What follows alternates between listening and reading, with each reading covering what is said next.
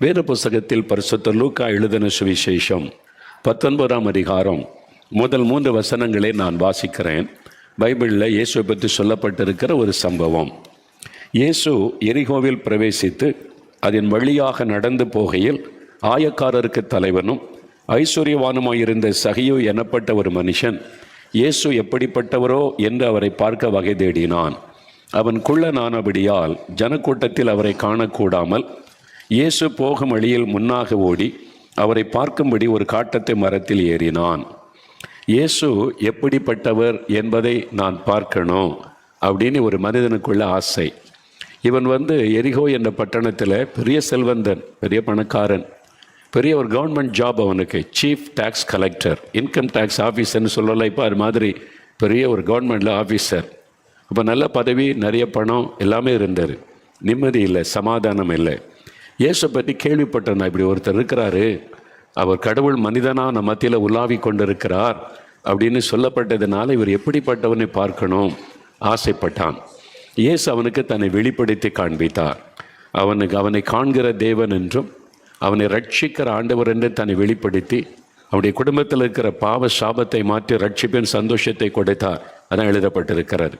இந்த இயேசு எப்படிப்பட்டவர் என்று நாம் தொடர்ச்சியாக தியானித்து கொண்டே வருகிறோம். அவர் எப்படிப்பட்டவர் என்பதை அறிந்து கொண்டாலே உங்கள் வாழ்க்கையில் அற்புதத்தை நீங்கள் பெற்றுக்கொள்ள முடியும். அவரை குறித்து நிறைய நம்ம தியானிச்சோம். அவர் காண்கிற ஒரு தேவன், அவர் நம்ம அன்போடு அழைக்கிற ஒரு ஆண்டவர், நம்மை ரட்சிக்கிற ஒரு ஆண்டவர் என்று, அவர் வல்லமையுள்ள தேவன் என்றெல்லாம் தியானித்தோம். வேறு புஸ்தகத்தில் ஏசாயா தீர்க்கதரிசன புஸ்தகம் 9ஆம் அதிகாரம் 6வது வசனத்தில் இயேசுக்கு சொல்லப்பட்ட பல பெயர்கள் எழுதப்பட்டிருக்கிறது. இயேசு கிறிஸ்துவின் பெயர் அதிசயமானவர், ஆலோசனை கர்த்தா, வல்லமையுள்ள தேவன், நித்திய பிதா, சமாதான பிரபு. இயேசுக்கு பல பெயர்கள் கொடுக்கப்பட்டது. அவருடைய பெயர்கள் அவருடைய சுபாவம், அவருடைய குணம், அவருடைய வல்லமை, அவருடைய பராக்கிரமத்தை வெளிப்படுத்துகிறது. அப்போது இயேசு கிறிஸ்துவுடைய ஒரு பெயரை இன்றைக்கு நம்ம கொஞ்ச நேரம் தியானித்து ஜெபிக்க போகிறோம். சமாதான பிரபு, பிரின்ஸ் ஆஃப் பீஸ். இயேசுக்கு கொடுக்கப்பட்ட ஒரு பெயர் பாருங்கள், சமாதான பிரபு என்பது. வேதத்தில் நம்மை சிருஷ்டித்த தேவன், அண்ட சராசரங்களை ஆண்டு நடத்துகிற தேவனுக்கு பல பெயர்கள் இருக்கிறது. அவர் சர்வ வல்லமை உள்ளவர், உன்னதமான தேவன், சேனைகளின் கர்த்தர், இப்படி பல பெயர்கள் இருக்கிறது. அதிலே ஒரு பெயர் சமாதானத்தின் தேவன், காட் ஆஃப் பீஸ், சமாதானத்தின் தேவன். வேதத்தில் பல வசனங்களிலே இந்த பெயர்கள் குறிப்பிடப்படுகிறது. பிலிப்பியர் 4ஆம் அதிகாரம் 9ஆம் வசனம், ரோமர் 15ஆம் அதிகாரம் 33வது வசனம், 1 தெசலோனிக்கேயர் 5:23, இந்த வசனங்கள் எல்லாம் சமாதானத்தின் தேவன் என்று குறிப்பிடப்படுகிறது. அப்போ கடவுள் என்கிறவர் சமாதானத்தை தருகிற சமாதானத்தின் தேவன். அவரை பார்க்க முடியாது, அவருக்கு ரூபமில்லை, ஒளியாய் இருக்கிறார், வெளிச்சமாய் இருக்கிறார், ஒருவரும் காணக்கூடாதவர். அப்படிப்பட்ட தேவன் மனிதர்களுக்கு தன்னை வெளிப்படுத்தவும், கடவுள் எப்படிப்பட்டவர் என்பதை மனிதர்களுக்கு காண்பிக்கவும், அவர் அதே பிரகாசத்தோடு வெளிச்சத்தோடு வந்தால் மனிதனால் தாங்க முடியாது. அதனால் தன்னுடைய மகிமையை துறந்து அவர் மனுஷ ரூபம் எடுத்து இந்த உலகத்தில் மனிதனாய் வந்தார். அதனால தான் இயேசுவை நெருங்க முடிந்தது மனிதர்களால். அதனால் அவர் மனிதனாக இந்த உலகத்தில் வந்தபோது அவருக்கு கொடுக்கப்பட்ட பெயர் தான் சமாதான பிரபு. சமாதானத்தின் தேவன், சமாதான பிரபுவாக இந்த உலகத்தில் வந்தார். பிரின்ஸ் ஆஃப் பீஸ், அவர் தான் சமாதான பிரபு. அவர் இந்த உலகத்தில் உலாவின நாட்களில் சமாதானம் இல்லாதபடி வேதனைப்பட்ட அநேகருக்கு சமாதானம் அருளி அவர்களை ஆசீர்வதித்தார். இன்னைக்கு உங்களுடைய உள்ளத்தை சோதித்து பாருங்கள். உள்ளத்தில் சமாதானம் இருக்கிறா? நிம்மதின்னு சொல்லலாம். ஆத்ம அமைதி, நிம்மதி உங்களுடைய உள்ளத்தில் இருக்கிறா? யோசித்து பாருங்கள். எல்லாரும் இருக்கும்போது சந்தோஷமாக இருக்கிற மாதிரி தெரியுது. நீங்கள் தனிமையாக படுக்கைக்கு போகும்போது உங்களுக்குள்ள ஒரு ஆத்ம அமைதி, நிம்மதி இருக்குதா? சோதித்து பாருங்கள். இயேசு கிறிஸ்து சொன்னார், யோவான் 14ஆம் அதிகாரம் 24ஆம் வசனத்தில், இந்த உலகத்திலேயே இப்படி சொன்ன ஒரே ஒருவர் இயேசு மாத்திரம்தான். அவர் என்ன சொல்றார்? சமாதானத்தை உங்களுக்கு வைத்து போகிறேன், என்னுடைய சமாதானத்தை உங்களுக்கு தருகிறேன். I will give my peace and you. உலகம் கொடுக்கிற பிரகாரம் நான் கொடுப்பது இல்லை, உங்கள் இருதயம் கலங்காமலும் பயப்படாமலும் இருப்பதாக அப்படின்னு இயேசு சொல்லுகிறார். உலகம் ஒரு சமாதானம் கொடுக்கும். எப்போ பரீட்சை எழுதுகிற பிள்ளைகள் ரிசல்ட் வெற்றி பெற்று தான் ஒரு சந்தோஷம் வரும். அது 1 நாள் 2 நாள் அல்லது 1 வாரம் 2 வாரம், அவ்வளோதான். அதுக்கு பிறகு மேல் படிப்பு எங்கே படிக்கிறது, என்ன படிக்கிறது, எங்கே இடம் கிடைக்கும், அடுத்த பிரச்சனை வந்துடும், சமாதானம் பாதிக்கப்பட்டு விடும். ஒரு லாபம் கிடைக்கும் போது ஒரு சமாதானம் வர்ற மாதிரி தெரியும். அதெல்லாம் நிரந்தரமானது அல்ல. கண்கள் விரும்பினதை செய்யும்போது, மனுஷன் விரும்பினதை செய்யும்போது, நீங்கள் ஆசைப்பட்டதை நிறைவேறும்போது ஒரு சந்தோஷ சமாதானம் தெரியுதில்ல, அது உலக சமாதானம், நிரந்தரமானதல்ல, தற்காலிகமானது. அதனால தான் இயேசு சொல்லுகிறார், உலகம் கொடுக்கிற பிரகாரம் நான் கொடுப்பது இல்லை. அவர் இயேசு கிறிஸ்து கொடுக்கிற சமாதானம் பிரச்சனை, போராட்டம், நெருக்கம், வியாதி எதற்கு மத்தியிலும் உள்ளத்தில் ஒரு ஆத்ம அமைதி இருக்கும். நம்மை சுற்றி என்ன நடந்தாலும், நம்முடைய வாழ்க்கையில் எத்தனை போராட்டங்கள் வந்தாலும் உள்ளத்தில் இந்த நிம்மதி, சமாதானம், ஆத்ம அமைதி, அதான் தெய்வீக சமாதானம், டிவைன் பீஸ். இது இயேசு வாக்கு பண்ணினாரு, இயேசு தான் அதை தர முடியும். இந்த சமாதானத்தை உங்களுக்கு வாக்கு பண்ணுகிறார். அப்போ உங்களுடைய உள்ளத்தில் சமாதானம் இருக்குதா யோசித்து பாருங்கள். உங்களுடைய இதயத்தை சோதித்து பாருங்கள். நம்ம சமாதானமாக மகிழ்ச்சியாக இருக்கணும்னு தான் ஆண்டவர் விரும்புகிறார். பின் எப்படி இந்த சமாதானம் பாதிக்கப்படுகிறது? நம்முடைய சமாதானத்தை பாதிக்கிற சில விஷயம் இருக்கிறது. முதலாவது, பரிசுத்த மார்க் எழுதின சுவிசேஷம் 5ஆம் அதிகாரம் 34ஆம் வசனத்தை நீங்கள் வாசிக்கும் போது, இயேசுவை தேடி ஒரு பெண் வருகிறாள். 12 வருஷம் பெரும்பாடு என்கிற நோயினால் பாதிக்கப்பட்ட ஒரு மகள். 12 வருஷம் உதரப்போக்கு நோயினால் பாதிக்கப்பட்டு அவள் நிறைய டாக்டரிடத்தில் போனாள், வைத்தியரிடத்தில் போய் இருக்கிற சொத்தெல்லாம் விற்று பணம் செலவு பண்ணி டாக்டர்கிட்ட போயும் சுகம் உண்டாகவில்லை. அப்போ சொத்தை இழந்துட்டா, டாக்டர்ஸ் கைவிட்டுட்டாங்க, சரீரத்தில் வியாதி மாறவில்லை. வேதனை வேதனை வேதனை. மனிதர்கள், அந்த ஊரில் இருக்க எல்லாருக்கும் தெரியும் இவளுக்கு இந்த வியாதின்னு சொல்லி. என்ன பாவம் செஞ்சாலோ, என்ன சாபமோ, எல்லாரும் அவளை எப்படி பேசியிருப்பாங்க. நேரில் பார்க்கும்போது எப்படி இருக்க, நல்லாயிட்டா அவனுக்கு அப்படி பேசுவாங்க. ஐயோ அப்படியா, அங்கே ஒரு டாக்டருக்கு அங்கே போய் பாரு, சரியாக போயிடும். இங்கே போன உடனே அவள் என்ன பாவம் செஞ்சாலோ அவளுக்கு இந்த வியாதி. இதான் உலகம். நேரில் ரொம்ப விசாரிக்கிற மாதிரி விசாரிப்பாங்க, பின்னால் வேறு மாதிரி பேசுவாங்க. பொல்லாத உலகம், பொல்லாத மனிதர்கள். அந்த வார்த்தைகளை கேட்டு கேட்டு நீங்கள் சோர்ந்து போய் இருக்கலாம். இந்த குடும்பத்தில் ஏன்ப்பா இந்த வியாதி, என்ன பாவம் செஞ்சாங்களோ, என்ன சாபமோ, மற்றவங்க பேசலாம். இந்த மகளுடைய தான் 12 வருஷம் வேதனை, சரீரத்தில் வேதனை, மனதில் வேதனை, எல்லாத்தையும் இழந்த நிலைமை. இயேசுவை குறித்து கேள்விப்பட்டாள், இயேசுவனிடத்தில் வருகிறாள். அந்த வியாதியை வெளியே சொன்னாலே எல்லாரும் தீட்டுன்னு இவளை அற்பமாக நினைப்பாங்க, அவளை புறம்பாக்கிடுவாங்க. அதனால் எப்படி சொல்கிறது, இயேசுவை சுற்றில எப்பவும் ஆட்கள் இருப்பாங்களே. ரகசியமாக போய் அவளை தொட்டான சுகமாயிருவேன். இயேசுவின் வல்லமை மீது அவளுக்கு எவ்வளோ பெரிய விசுவாசம் பார்த்தீங்களா. இயேசுவை தொட்டான சுகமாயிருவேன்னு சொல்லி இயேசுவை கூட்டத்துக்குள்ளே வந்து இயேசுவை தொட்டாள். அவருடைய வஸ்திரத்தை தொட்ட உடனே இயேசுக்குள் உருந்த வல்லமை அவளுக்குள் பாய்ந்து போனது. உடனே சுகமானாள். அவள் சுகமானதை தன் சரீரத்தில் உணர்ந்தாள் என்று வேதம் சொல்லுகிறது. அப்போதான் இயேசு சொல்லார், யாரும் என்னை தொட்டாங்க, அற்புதம் நடந்திருக்கு, யார் என்னை தொட்டது? இவர் ரகசியமாக வந்து சுகம் பெற்றுட்டு போயிடலான்னு நினைத்தாள். இயேசுவுக்கு தெரிஞ்சிட்டு பயந்து நடுங்கி இயேசுக்கு முன்னால் வந்து நடந்ததெல்லாம் சொன்னாள். அவளுக்குள்ள பயம், இயேசு என்னை கடிந்து கொள்ளுவாரோ, நீ எப்படி என்னை தொடலாம், இது தீட்டான வியாதி, அப்படி சொல்லிடுவாரோன்னு ஒரு பயம் அவளுக்கு. இயேசு சொல்லார், மகளே, ஆண்டவர் எப்படி கூப்பிடுறார் தெரியுமா, மகளே நீ திடன்கள், பயப்படாத, நான் உன்னுடைய தகப்பன். ஒரு மகள் ஒரு தகப்பனை தொடுவதனால தீட்டெல்லாம் வராது. நான் தீட்டையெல்லாம் ஆசீர்வாதமாய் மாற்றுகிற சர்வ வல்லமுள்ள தேவன்.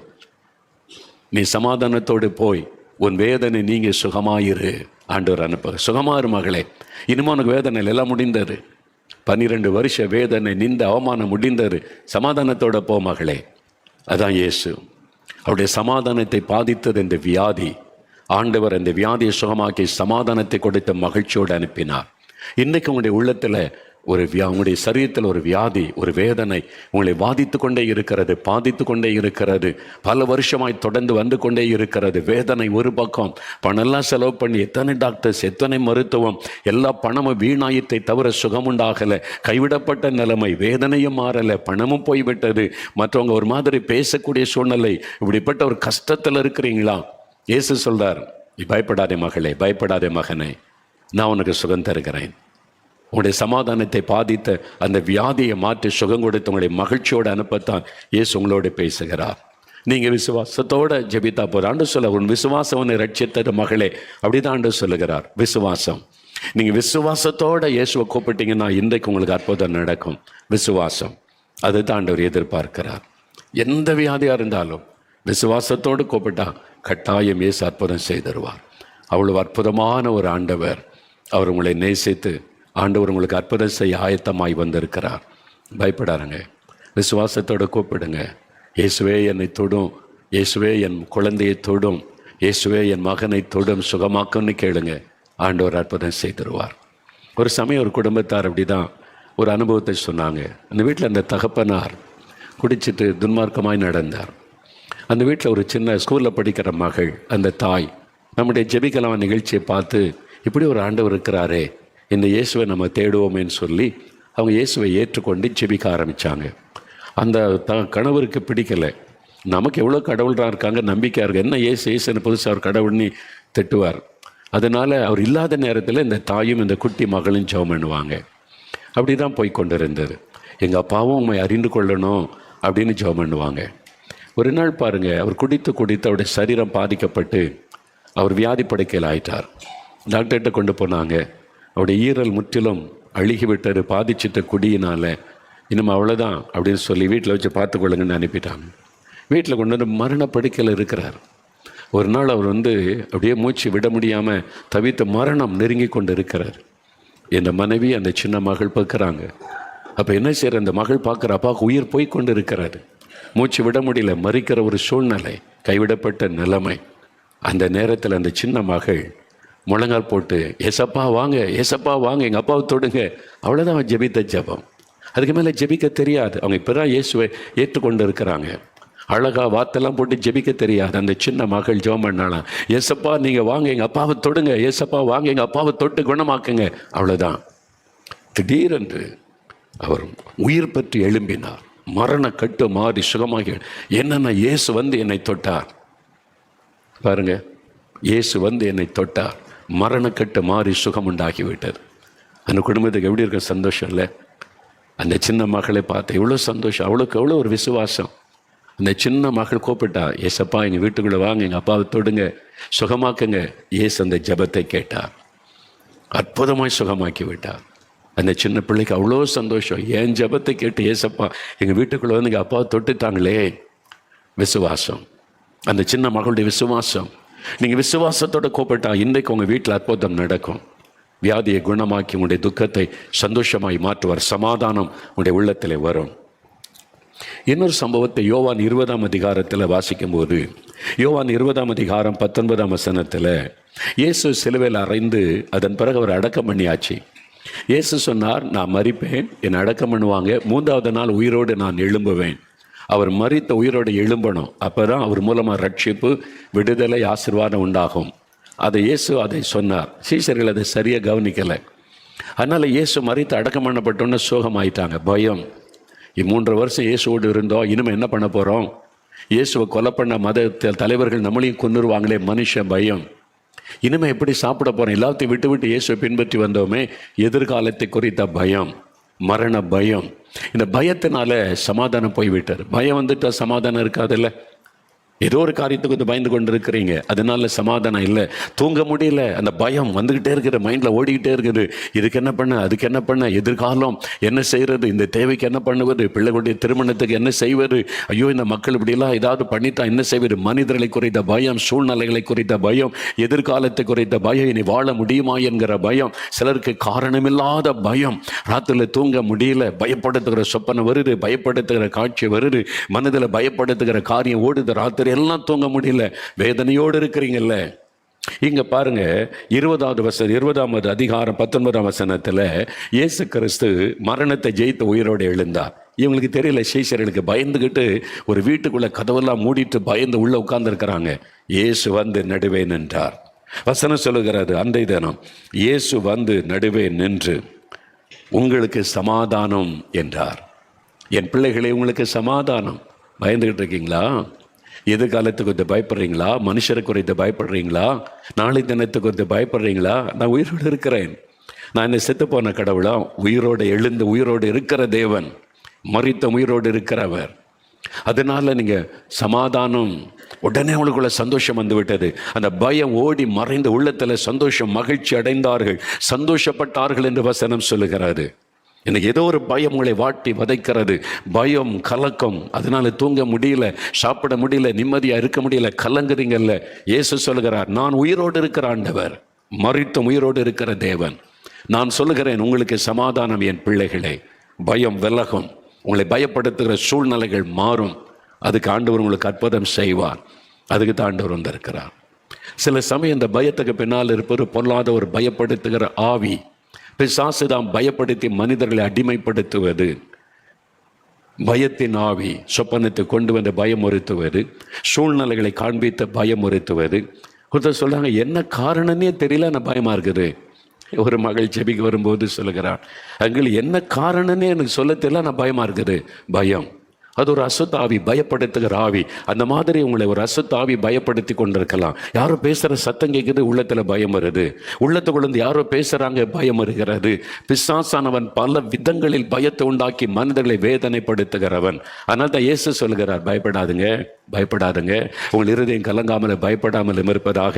வேற புஸ்தகத்தில் ஆண்டவர் பேசும் பொழுதெல்லாம் முதலாவது பயப்படாதிருங்கள். அடிக்கடி இந்த வார்த்தை சொல்லுகிறார். ஏன்? இந்த பயத்தை கொண்டு வந்து மனிதர்களை அடிமைப்படுத்தி வேதனைப்படுத்தி அவருடைய வாழ்க்கையை நரகத்துக்குள்ளே கொண்டு போதான் சாத்தானுடைய திட்டம். அவனுடைய திட்டத்தை உடைத்தெறிய மறித்து உயிர்த்தெழுந்த இயேசு சொல்லுகிறார், பயப்படாதுங்க, பயப்படாதுங்க. எப்போ இந்த பயம் போயும்? இயேசு உள்ளத்தில் வந்துட்டா பயம் போயிடும். உங்களுடைய பயத்தை மாற்றுவதற்கு ஒரே வழி, இயேசுக்கு உங்களுடைய வாழ்க்கையில இடம் கொடுத்துட்டா, உள்ளத்தில் வந்துட்டு அவர் வந்துட்டா பயம் போய்விடும். அவர் தான் பயத்தை மாற்றுகிற தேவன். இன்றைக்கு உங்களுடைய உள்ளத்தில் இடம் கொடுத்து பாருங்க, பயம் விலகிறோம். பயம் உள்ளத்தை விட்டு உங்களுடைய ஓடி போய்விடும்.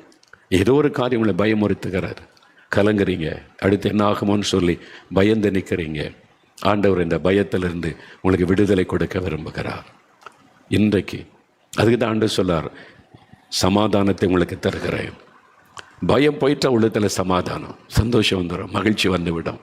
அதுக்கு தான் ஆண்டவர் இன்றைக்கு உங்களோடு பேசுகிறார். இன்னொரு சம்பவத்தை கூட வேதத்தில் பார்க்க முடியும். இந்த பயத்துக்கு ஒரு காரணம் நான் சொன்ன ஒன்று வியாதி, இன்னொன்று பயம் நம்முடைய சமாதானத்தை கெடுத்து விடும். இன்னொரு காரியம், பரிசுத்த லூக்கா எழுதின சுவிசேஷம் 7ஆம் அதிகாரத்தில் ஒரு பெண் இயேசுவை தேடி வருகிறாள். இயேசுவின் பாதத்தில் வந்து கண்ணீர் விட்டு அழுதாள் என்று வேதம் சொல்லுகிறது. லூக்கா 7ஆம் அதிகாரம் 36ஆம் வசனத்திலிருந்து நீங்கள் வாசிக்கும் போது, அவள் இயேசுவின் பாதத்தில் வந்து விழுந்து அழுகிறாள். அவருடைய கண்ணீர் இயேசுவின் பாதத்தில் விழுகிறது. இவருக்கு இயேசுவை தேடி வந்தாள். வியாதியஸ்தர்கள் வந்தாங்க, பிசாசு பிடித்தவங்க வந்தாங்க. இந்த மாதிரி இந்த பெண் வந்து இயேசுவின் பாதத்தில் வந்து அழுகிறாள். சீஷர்லாம் பார்க்குறாங்க, எதுக்கு வந்து அழுகிறாள் அப்படின்னு சொல்லி. இயேசு ஒரு வீட்டில் விருந்துக்காக உட்கார்ந்து இருக்கிறார். இந்த விருந்து கூப்பிட்ட மனுஷன் பார்க்குறான், ஐயோ இவள் பாவியானவள், இவள் இந்த ஊர்லேயே ஒரு பாவியான பெண், விபச்சார பெண், எல்லாருக்கும் தெரியும், அநேகருடைய வாழ்க்கையை கெடுத்தவள், இவளா எங்கள் வீட்டுக்குள்ளே வந்திருக்கிறாள், இவளா வந்து இயேசுவோட பாதத்தை தொடுகிறாள், அவள் தொடவே இவளுக்கு அருகதை கிடையாது அப்படின்னு பார்க்குறான், உள்ளத்தில் நினைக்கிறான். ஆனால் அவள் அழுகிறாள், அவருடைய கண்ணில் கண்ணீர், இயேசுவின் பாதத்தை நினைக்கிறாள். இயேசு மனிதர் பார்க்கிறபடி பார்க்கிற தேவன் அல்ல. மனிதன் முகத்தை பார்க்கிறான், கர்த்தரோ இருதயத்தை பார்க்கிறார். அவருடைய உடைந்த உள்ளத்தை பார்க்கிறார். அவள் அழுது கொண்டிருப்பதை பார்க்கிறார். அவள் தன் பாவத்துக்காக உணர்ந்து அழுகிறதை பார்த்த உடனே அவளுக்கு என்ன ஆசீர்வாதம் வேணும்னு இயேசு கண்டுபிடித்தார். ஆண்டவர் சொன்னார், மகளே, உன் பாவங்கள் உனக்கு மன்னிக்கப்பட்டது, நீ சமாதானத்தோட போ. 48-50 வசனத்தில் பைபிளில் சொல்லப்பட்டிருக்கிற, மகளே உன் பாவம் மன்னிக்கப்பட்டார், நீ அதுக்கு தானே அழுத. என் பாவம் என்னை பாதித்து விட்டது, என் பாவத்தினால சமாதானம் இல்லை, நிம்மதி இல்லை, என் பாவம் மன்னிக்கப்படணுமே, சமாதானம் வேணுமே, நீ தானே நீ அழுத. உன் பாவம் மன்னிக்கப்பட்டது, நீ சமாதானத்தோட போ. இனி ஊரார் என்ன சொன்னாலும் பரவாயில்லை, நீ என்னுடைய மகள். ஆண்டவர் வந்து எப்படி மாற்றுகிறார்? பாவத்தில் அழிந்து கொண்டிருந்த ஒரு மகளை அந்த பாவத்தை மன்னித்து பரிசுத்தமாக்கி தன்னுடைய மகளாக ஆண்டவர் நிறுத்துகிறார். சமாதானம். உங்களுடைய பாவத்தினால சமாதானம் பாதிக்கப்பட்டு விட்டதா? பாவத்துக்கு பரிகாரம் என்ன? அங்கே போகணும், இங்கே போகணும், சரீரத்தை வருத்தி கொள்ளணும், காசு கொடுக்கணும், அதெல்லாம் செய்கிற பாவ மன்னிப்பை பெறவே முடியாது. தவறான பல நம்பிக்கைகள்னால பாவ மன்னிப்பு இல்லாமல் கலங்கி கொண்டிருக்கிற மக்கள் தான் ஏராளம். பாவத்தை உணர்ந்து மனம் திரும்பி பாவத்தை மன்னிக்கிற ஆண்டவிடத்தில் வந்தால் பாவ மன்னிப்பை, சமாதானத்தை நீங்கள் பெற்றுக்கொள்ள முடியும். இன்றைக்கு அந்த இயேசு உங்களை தேடி வந்திருக்கிறார். சமாதான பிரபு இயேசு, நான் உன் பாவத்தை மன்னித்து சமாதானம் உனக்கு தர முடியும் என்று இயேசு சொல்லுகிறார். கன்னியாகுமரி மாவட்டத்தில் நாகர்கோவில் பட்டணம் இருக்குல்ல, நாகர்கோவில் பட்டணத்தில் ஒரு குடும்பம், ஒரு சகோதரர், அவர் வேலை பார்த்து சம்பாதித்து குடும்பத்தை கவனித்து கொண்டிருந்தார். மனைவி 2-3 சிறு பிள்ளைகள். மதுபானத்துக்கு அடிமைப்பட்டுட்டார். ஃப்ரெண்ட்ஸோடு சேர்ந்து குடிக்க ஆரம்பித்து குடித்து சம்பாதிக்கிற பணம்லாம் போயிடும். வீட்டுக்கு வந்தால் மனைவி கேட்பாங்கல்ல, இப்படி குடிச்சிட்டு வர்றீங்களே, எப்படி குடும்பம்? அதனால் மனைவிக்கு அடி. பேசாத, சொல்ல, உன்னைக்கு நான் சம்பாதிக்கிறேன், நான் குடிப்பேன். அப்புறம் குடும்பம் எப்படி நடக்கும்? அடி. பிள்ளைகள்லாம் பயந்து ஓடி வீட்டுக்கு வெளியில் போய் நிற்பாங்க. ரொம்ப பாதிப்பு. அந்த மனைவி பொறுத்து பொறுத்து பார்த்தாங்க. எவ்வளோ காலம் அடி வாங்குறது, எவ்வளோ காலம் இந்த மனுஷனோட வாழ்வது, சாப்பாட்டுக்கு வழி இல்லை, அடி வேற, இந்த மனுஷனோட எப்படி வாழ்வது. தன் குழந்தைகளை அழைச்சிக்கிட்டு தாய் வீட்டுக்கு போயிட்டாங்க. இப்போ அவர் தனித்து விடப்பட்டார். முதல்ல ரொம்ப சந்தோஷம். இப்போ கண்டிக்க யாரும் கிடையாது, கேள்வி கேட்க யாரும் கிடையாது, இஷ்டப்படி இருக்கலாம். இப்போ ஒரு வியாதி அவரை தாக்கினது. பாவத்தினால வியாதி சரீரத்தில் உண்டாகி டாக்டர்லாம் போனார், பணம்லாம் செலவு பண்ணி பார்த்தார், வியாதி அதிகமாகி விட்டார். இப்போது வேலைக்கு போக முடியல. குடி ஒரு பக்கம், வியாதி ஒரு பக்கம். அதனால் வேலைக்கு ஒழுங்காக போகலை. சம்பளம் எப்படி கிடைக்கும்? வேலைக்கு போகாட்டா சம்பளமும் வேலைக்கு போன நாளுக்கு மட்டும்தான் கிடைக்கும், போதுமானதாக இல்லை. இப்போ ரொம்ப உள்ளத்தில் பாதிப்பு. குடும்பத்தை இழந்துட்டார், சரீர சுகத்தை இழந்துட்டார், சமாதானத்தை இழந்துட்டார், வேலையை இழந்துட்டார். வேலையை விட்டு அனுப்பிட்டாங்க, ஒழுங்காக வர்றதில்லை போடா அப்படின்னு அனுப்பிட்டாங்க. எல்லாத்தையும் இழந்துட்டார். பாவம் ஒரு மனிதனுடைய வாழ்க்கையில் இழப்பை கொண்டு வரும். சிலர் நினைக்கிறாங்க, இல்லைங்க பாவம் அப்படிங்க, இவங்கள பாருங்களேன் எவ்வளோ லட்சமாக ஊழல் பண்ணுறாங்க, லஞ்சம் வாங்குறாங்க, நல்லா தானே இருக்கிறாங்க. நல்லா இருக்கிற மாதிரி தெரியும், பாவம் செய்கிறவன் நல்லா இருக்க மாட்டான். நீங்களே செய்தித்தாளில் டிவியில் பார்க்குறீங்களா, முன்னாள் முதலமைச்சர் இன்றைக்கி ஜெயிலுக்குள்ளே, முன்னாள் அமைச்சர் இன்றைக்கி கோர்ட்டுக்கு அலைஞ்சிக்கிட்டே இருக்கிறாரு, அவருக்கு பெயில் கொடுக்க மாட்டேங்கிறாங்க. பாவம். வெட்கப்பட்டு தலை குனிஞ்சு குடும்பமே அவமானப்பட்டு நிற்கல. என்ன சந்தோஷம் இருக்கும்னு நினைக்கிறீங்க? பணம் இருந்தால் கோடி கோடியாக ஊழல் பண்ணி லஞ்சம் வாங்கி சம்பாதிச்சா சந்தோஷமாக இருக்க முடியும்னு நினைக்கிறீங்களா? ஒருத்தனை இருக்குல்ல, வெளியில் நடிப்பாங்க சந்தோஷமாக இருக்கிற மாதிரி. இதான் உண்மை. உள்ள நுழைஞ்சு பாருங்கள், வீட்டுக்குள்ளே நரக வேதனை. வெளியில் வரும்போது கோஷம் போடுற காலு, சத்தம் போடுற காலு, அதனால் அவங்க அதை மறைச்சிட்டு நடித்து கொண்டு இருக்கிறாங்க. இதான் உண்மை. ஒரு நாள் நிம்மதியாக இருக்க முடியாது.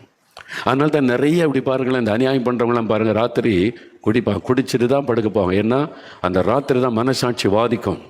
சந்தோஷம் சமாதானமாக நித்திரை பண்ண முடியாது, மனசாட்சி வாதிக்கும்.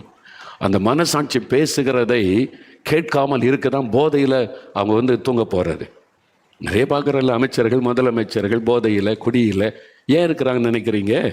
இந்த பாவம் அவருடைய மனசாட்சியை வாதிக்கிறதுனால நிம்மதியாக தூங்க முடியாது. அதனால தான் இந்த போதைக்கு அடிமையாகிறாங்க. இதான் உண்மை.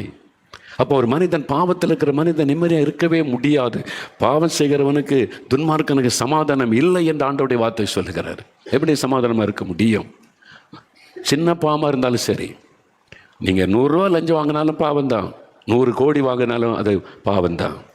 இவ்வளோதான் குடிக்கிறனால அதுவும் பாவம்தான், இத்தனை கோட்டர் குடிக்கிறனால பாவம்தான். பெருமை, பொறாமை, எரிச்சல், கோபம், வைராக்கியம், அடுத்தவங்களை பற்றி புறம் கூறுவது, மற்றவங்களை கேவலமாய் பேசுவது, அதுவும் பாவம்தான் என்று வேதம் சொல்லுகிறது. இருதயத்தில் புறப்படுகிற இந்த பாவங்கள் மனிதனுடைய சமாதானத்தை கெடுத்து விடும். இந்த சகோதரர் பாருங்க, பாவத்தினால குடும்பத்தை இழந்துட்டார், சரீர சுகத்தை இழந்துட்டார், வேலையை இழந்துட்டார். இன்னும் என்ன செய்கிறது? ஒரு நாள் ஒரு சனிக்கிழமை காலையில் அவர் வீட்டில் அப்படியே துக்கமாக இருந்தார். அப்போ தான் யோசித்து பார்க்குறார், எல்லாத்தையும் நான் இழந்துட்டேன், இனி என்ன பண்ணுறது? ஐயோ, நான் இந்த மாதிரி பாவம் செய்து என் மனைவியை துக்கப்படுத்தி அடித்து, மனைவி போயிட்டா, பிள்ளைங்க இழந்துட்டேன், இனி என்ன என் வாழ்க்கை அப்படின்னு சொல்லி நான் என்ன செய்கிறது? யார் எனக்கு உதவி செய்வாங்க? எல்லாத்தையும் இழந்துட்டு நிற்கிறேன்னு தனியாக அந்த வீட்டுக்குள்ளே அப்படி காலையில் உட்கார்ந்துருக்கும் போது ஒரு சத்தம் அப்படியே காதில் கேட்டதான். வானத்தின் வாசலுக்கு போ அப்படின்ற ஒரு சத்தம். வானத்தின் வாசலுக்கு போ அப்படின்ற ஒரு சத்தம் கேட்டதான். பாருங்களேன், ஆண்டவர் பாவிகளை நேசித்து அவனை பாவத்திலிருந்து விடுதலையாக்க விரும்புகிறார். அவன்கிட்ட கூட பேசுகிறார். அந்த சத்தம் கேட்ட உடனே வானத்தின் வாசல் அது என்னது? இவருக்கு ஒன்றும் புரியல. அது யோசிச்சுக்கிட்டே, வானத்தின் வாசல்னா என்னது? அங்கே போன்னு ஒரு சத்தம் கேட்டுச்சு, அது எங்கே இருக்குது தெரியலையே. பக்கத்து தெருவில் அவங்க சொந்தக்காரங்க இருக்காங்க. இவரை பற்றி குடும்பத்தை பற்றி நல்லா தெரியும். காலையில் எழும்பி மெதுவாக அந்த வீட்டுக்கு போயிருக்கிறார். அங்கே எங்களும் அவங்க இங்கே ஊருக்கு புறப்படுறாங்க, வெளியூருக்கு கிளம்புறதுக்காங்க ஃபேமிலியில் எல்லாரும். இவர் போனோடனே அவர் கேட்டிருக்கிறாரு, வானத்தின் வாசல்னால் என்னது அப்படின்னு கேட்டாராம். அவங்க கேட்டாங்க, ஏன் கேட்குறீங்க? இல்லை, நான் எல்லாத்தையும் இழந்துட்டேனா, இனி என்ன பண்ணுறதுன்னு என்னை குறித்த வேதனையோடு உட்கார்ந்துருந்தேன். அப்போ ஒரு சத்தம் கேட்டுச்சு காதில், வானத்தின் வாசலுக்கு போ அப்படின்ற சத்தம் கேட்டுச்சு. அதான் வானத்தின் வாசல்னா என்னது அப்படின்னு ஒரு இடம் இருக்குதா அப்படிலாம் கேட்டார்.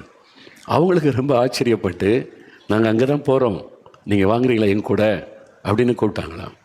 அங்கே போகிறீங்களா? அது எங்கே இருக்குது? பைபிளில் இருக்க வானத்தின் வாசல்னு 4 மாவட்டியில் ஒரு ஜபாரா இருக்குது. அதில் வானத்தின் வாசல்னு எழுதியிருப்பாங்க. அங்கே ஜெபம் 3 நாள் முகாம் நடக்குது, விடுதலை முகாம். அதுக்கு தான் நாங்கள் போகிறோம், நீங்கள் வரீங்களான்னு. ஓ, அதுக்கு தான் அந்த சத்தம் கேட்டுச்சா? அப்போது ஆண்டவர் என்னை இன்னும் நேசிக்கிறாரு, இயேசு என்னை கூட நேசிக்கிறாரா, எனக்கு ஒரு வழி சொல்லித்தராரா, நான் வர்றேன்னு சொல்லி புறப்பட்டு வந்துட்டார். 3 நாள் முகாம். 3 நாள். முதல் நாளில் ஆண்டவர் அவருடைய பாவத்தை உணர்த்தினார். உன் பாவத்தினால தான் நீ பாதிப்பு, உன் பிள்ளைகள், மனைவி எல்லாரும் பாதிக்கப்பட்டாங்க. பாவத்தை விட்டு மனம் திரும்பு. முதல் நாள் கண்ணீரோடு ஆண்டவர் ஒப்பு கொடுத்தாரா, இயேசுவே என் பாவத்தை மன்னிச்சிருங்க, நான் இப்படி ஒரு பாவத்தில் வாழ்ந்துட்டேனேன்னு சொல்லி மனம் திரும்பி ஒப்பு கொடுத்தார். பாவத்திலிருந்து விடுதலை, பாவ மன்னிப்பு, பாவத்திலிருந்து விடுதலை. இப்போ பெரிய சந்தோஷம். இப்போ இந்த குடிக்கிற எண்ணம் போய்விட்டது, மதுபான சிந்தை போய்விட்ட ஒரு பெரிய சந்தோஷம். 2வது நாள் அவர் ஜெபிச்சாராம், இந்த வியாதி அதனால் நான் வேலை செய்ய முடியாமல் கஷ்டப்பட சுகம் கொடுங்க.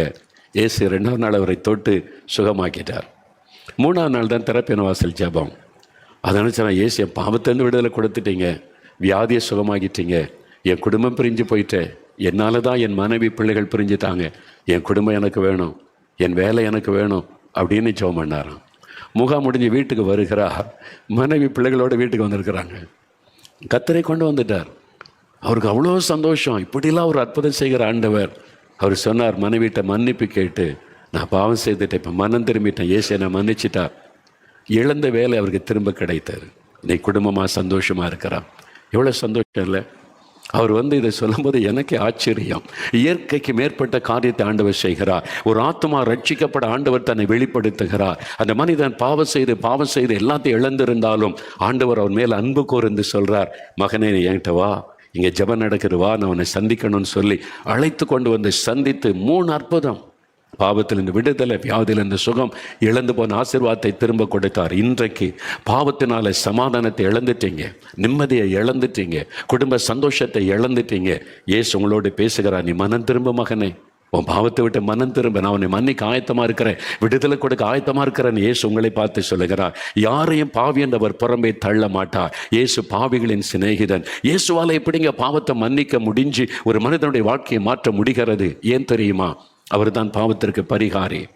ஏசாயா 53:5 சொல்லுகிறது, இயேசு கிறிஸ்து நம்முடைய பாவங்களின் நிமித்தம் சிலுவையில் அடிக்கப்பட்டு நொறுக்கப்பட்டு அந்த சிலுவையில் ரத்தம் சிந்தி மறிக்கத்தானே ஒப்பு கொடுத்தார்.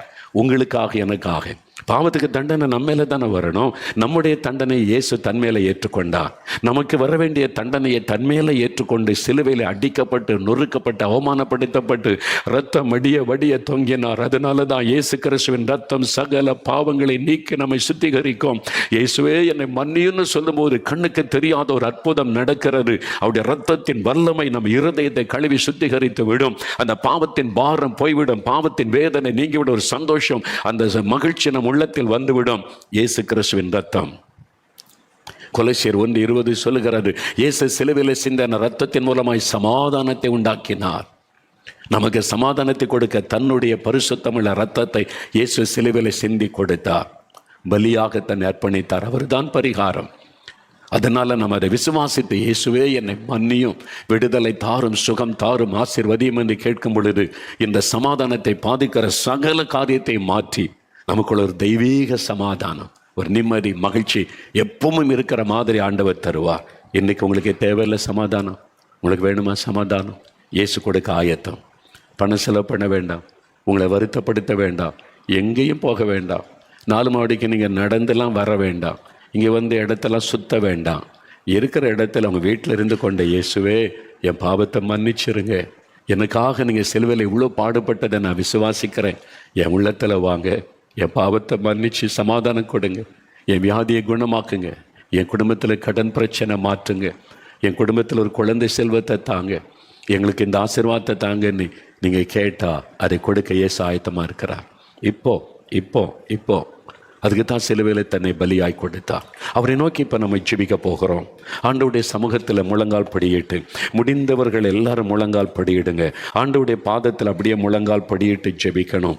இயேசுவின் சமூகத்தில் முடிந்தவர்கள் அப்படியே முழங்கால் படியிட்டு ஆண்டவருடைய சமூகத்தில் முழங்காலில் நின்று ஜெபிக்க போகிறோம்.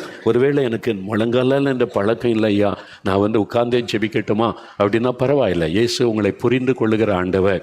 என்னால் முழங்கால் போட்டெல்லாம் ஜெபிக்க பழக்கம் இல்லைன்னா உட்கார்ந்து, ஆனால் கண்களை மூடி இயேசுவை மனதில் நினைத்து ஜெபிக்கணும். அதான் முக்கியம். ஒரு மனமாக இயேசுவை நினைத்து கருத்தாக ஜெபம் பண்ணணும், விசுவாசத்தோட ஜெபிக்கணும். இப்போ அந்த இயேசு உங்கள் வீட்டில் உங்கள் பக்கத்தில் நின்று கொண்டு இருக்கிறார். உனக்கு சமாதானத்தை கொடுக்க, உங்களுக்கு சமாதானம் கொடுக்க சமாதான பிரபு இயேசு உங்கள் வீட்டுக்குள்ளே சமாதானம் கொடுக்க வந்திருக்கிறார். அவரை நீங்கள் ஏற்றுக்கொண்ட உங்கள் வாழ்க்கையில் சமாதானம், குடும்பத்தில் சமாதானம், உங்களுடைய வாழ்நாள் முழுவதும் அந்த சமாதானம் நிலைத்திருக்கும். அவர் சமாதான பிரபு, உங்களுக்காக மரித்து உயிரோடு எழுந்தவர். இயேசுவே, எனக்கு இந்த சமாதானம் வேணும், என் உள்ளத்தில் இந்த நிம்மதி வேணும்.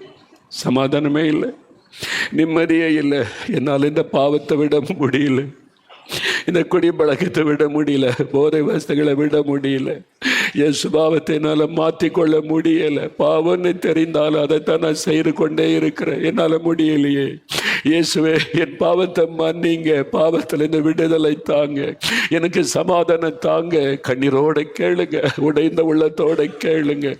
இயேசு பாவிகளின் சிநேகிதன், உங்களை நேசிக்கிறார். என் மகனே, என் மகளே, உனக்காகத்தான் நான் சிலுவை சுமந்தேன், உன்னுடைய பாவங்களைத்தான் நான் சிலுவையிலே சுமந்தேன். உனக்கு சமாதானம் கொடுக்க, உன் பாவத்தை மன்னிக்க நான் சிலுவையில் ரத்தம் சிந்தினேன்.